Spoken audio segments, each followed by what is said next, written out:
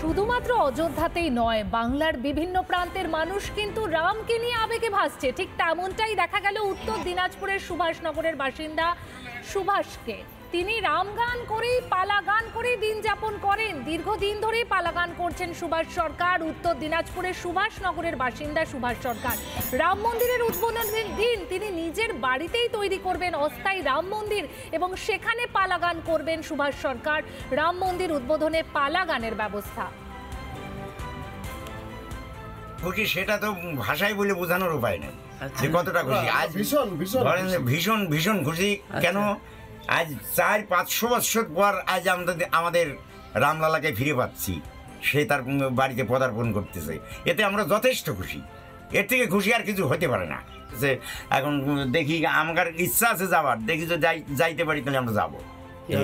আপনার টিম নিয়ে যাবেন ওখানে? হ্যাঁ, বাড়িতে তো আমরা সব সময় নিয়ে তো থাকি, রামের আলোচনাই আমরা করি সব সময়। তাই আমরা ওই দিনই আমরা গান কীর্তন করব। আচ্ছা, ওই জন্য করবেন? যে রামায়ণ গান করি এইটাই আমাদের খুব খুশি। আমরা এই একসাথেই মানে এই গান বাজনা করি। আচ্ছা, একদম ছোটকালের থেকে। তাই এই যে ঢোল ঢোল বাজাই, এটাই আমার খুব ভালো লাগে। ওদিন যে আমরা এই বাড়িতে অনুষ্ঠান করবো, দুই যাইতে না পারি। আচ্ছা, চেষ্টা করেন যাওয়ার জন্য? আমরা তো চেষ্টা করবো যাওয়ার। ভীষণ খুশি। আমাদের যে ভারতের যে ঐতিহ্য, এই ঐতিহ্য এতদিন লুপ্ত ছিল।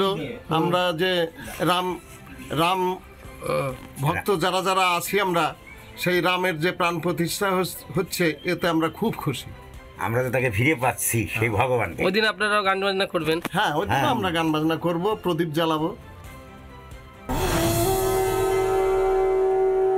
শুধুমাত্র অযোধ্যাতেই নয়, বাংলার বিভিন্ন প্রান্তের মানুষ কিন্তু রামকে নিয়ে আবেগে ভাসছে। ঠিক তেমনটাই দেখা গেল উত্তর দিনাজপুরের সুভাষনগরের বাসিন্দা সুভাষকে।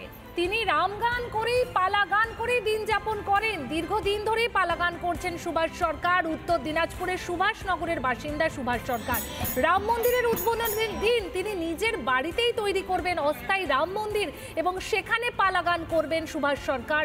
রাম মন্দির উদ্বোধনে পালা গানের ব্যবস্থা। খুশি সেটা তো ভাষায় বলে বোঝানোর উপায় নেই যে কতটা খুশি। আজ ভীষণ ভীষণ ভীষণ খুশি। কেন আজ 400-500 বছর পর আজ আমাদের রামলালাকে ফিরে পাচ্ছি, সে তার বাড়িতে পদার্পণ করতেছে, এতে আমরা যথেষ্ট খুশি। এর থেকে খুশি আর কিছু হতে পারে না। যে এখন দেখি আমার ইচ্ছা আছে যাবার, দেখি যে যাইতে পারি তাহলে আমরা যাবো।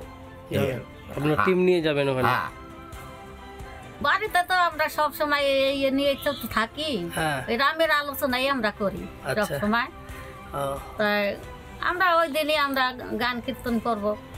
আচ্ছা, ওই জন্য করবেন? যে রামায়ণ গান করি এইটাই আমাদের খুব খুশি। আমরা এই একসাথেই মানে এই গান বাজনা করি। আচ্ছা, একদম ছোটকালের থেকে। তাই এই যে ঢোল ঢোল বাজাই, এটাই আমার খুব ভালো লাগে। ওদিন যে আমরা এই বাড়িতে অনুষ্ঠান করবো, দুই যাইতে না পারি। আচ্ছা, চেষ্টা করেন যাওয়ার জন্য? আমরা তো চেষ্টা করবো যাওয়ার। ভীষণ খুশি। আমাদের যে ভারতের যে ঐতিহ্য, এই ঐতিহ্য এতদিন লুপ্ত ছিল। আমরা যে রাম ভক্ত যারা যারা আছি, আমরা সেই রামের যে প্রাণ প্রতিষ্ঠা হচ্ছে, এতে আমরা খুব খুশি। আমরা তো তাকে ফিরে পাচ্ছি, সেই ভগবান। ওই দিন আপনারাও গান বাজনা করবেন? হ্যাঁ, ওই দিন আমরা গান বাজনা করবো, প্রদীপ জ্বালাবো।